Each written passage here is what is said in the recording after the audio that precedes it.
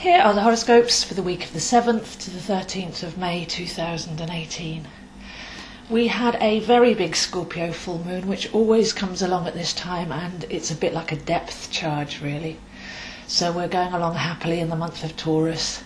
The sun's coming out, we're all feeling a bit brighter. There's a sense of spring earth, freshness, unity and presence. And then all of a sudden the full moon in the opposite sign of Scorpio comes along to bring things up from way, way, way beneath the surface. So this week really is all about examining what came up, honouring whatever you're feeling, and cleansing. So luckily it's a very quiet week, so we've got a few days where we can really have a look at what was the message in what came up and what did we learn from it. This all depends on where it was in your chart, so you do need to look at Scorpio and see where that is for you. By Monday, I feel that there's an aspect of examining worry and why that's become our default setting in the modern world. So we're going through a phase now, and especially I see through June, through the month of Gemini. Is our mind really free? What are we thinking? Can we be the observer of that? And maybe even have a look at some of the worries that might have come up with the Scorpio full moon, to explore those further, because there's always a message in everything. Nothing's just happening randomly. But why do we have that default setting of concern? And this is often because we're either regretting things in the past and projecting them into the future, or just worrying about things that might happen in the future from a base belief. And if we do that too often, that becomes our normal mindset.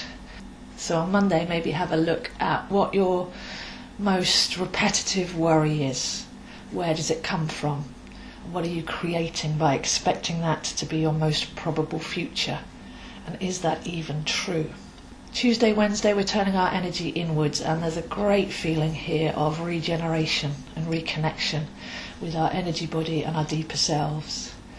So maybe take some time out to really enjoy Tuesday and Wednesday, to reconnect with the light cells in your body, your power to heal yourself, your actual life force energy, and gratitude for that.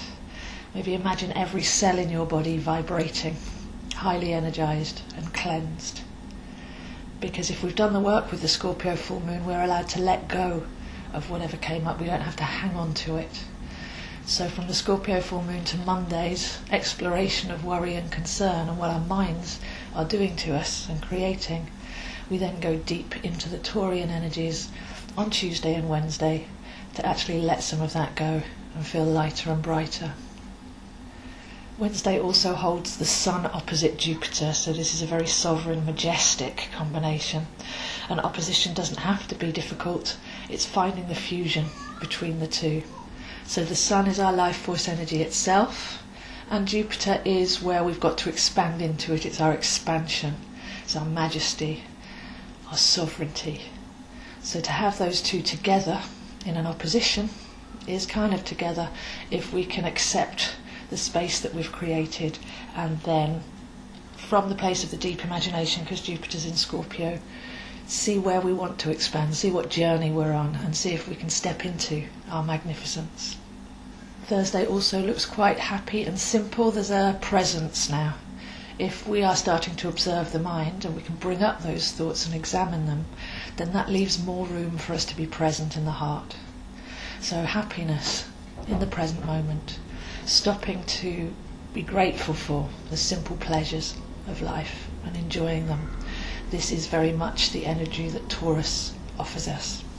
We also have the power to meditate on different states of being. So again, if we've observed the thoughts and we've managed to delete them or get to the bottom of them or get the message of them, then can we then replace that with a purposeful intention to change our state? So states like ecstasy and bliss, peace and joy can actually be summoned and brought into the present moment. So the saying goes, where attention goes, energy flows. So can we choose to capture a state of being intentionally and really feel into it and make that our present moment? And then quick action really at the weekend. We've got Mercury moving into Taurus and meeting with Uranus on his way over that threshold from Aries to Taurus. So where Mercury is our processing mind, Uranus is our wisdom, the seeker, the one that challenges concepts, the one that brings in new ways of thinking, a new vision. So for those two to meet at that crossover point between Aries and Taurus will actually start the process of the Uranus year, because Uranus is going to be going back and forwards over that point.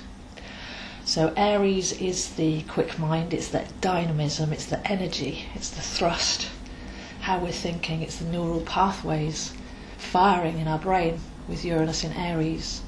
But as Uranus prepares to go into Taurus, and then we'll be retrograding for the rest of the year back and forward across that point, then it's about centering in the heart.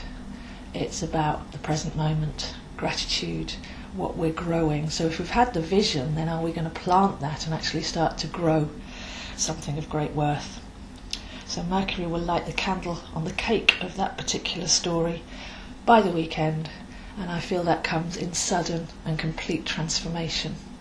Finally letting go of old beliefs and behaviours, changing our perspective, leaving the past behind, and finding unity with our deeper selves.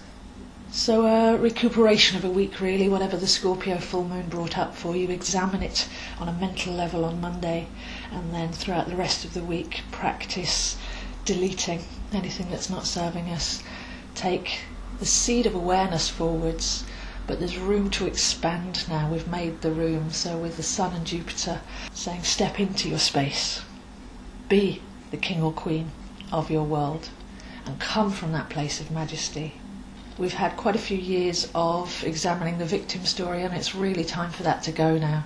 So when we delete the victim, the struggle and the control, then that's the space that we've created to say, well, where am I majestically creating my world? And let me come from that place, let me centre in that space. And all this lovely Taurian energy is helping us to do that. But with Mercury meeting with Uranus, a quick change of mind, a sudden flash of brilliance, light bulb moment going on over our heads as we realise, and we can completely delete some of the thoughts and behaviours that we've actually been building from. So very quick realisations and transformation possible by the weekend. So those are the horoscopes for this week, and I'll see you next week. On Saturday the 19th of May, I'll be running my first enchanted woodland walk on Hampstead Heath. So please do contact me if you'd like to come along to that. It's a 2-hour walk of tree recognition, myth, magic and healing properties of the trees. And you also receive a copy of my own created tree oracle deck.